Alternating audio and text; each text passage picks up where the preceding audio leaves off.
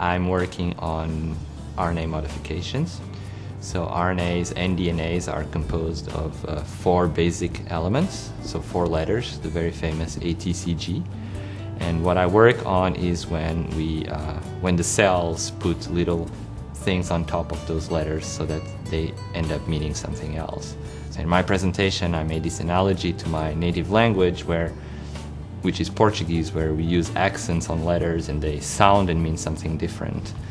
And with RNA and DNA and proteins, the same thing happens. So having something attached to that letter tells the cell that this means something different now. And this is what I'm trying to understand, this alphabet of the cells. First, we had to find a way of finding these modifications in the RNA.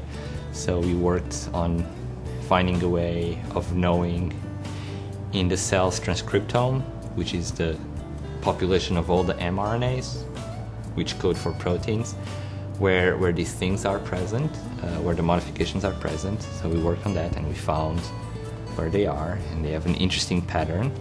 And then we started to break things in cells so that they don't make this anymore, to see what happens. The first time I heard about Damon Runyon was when I was doing my graduate studies in Dr. Mello's laboratory, and the postdoc from that lab was a Runyon Fellow.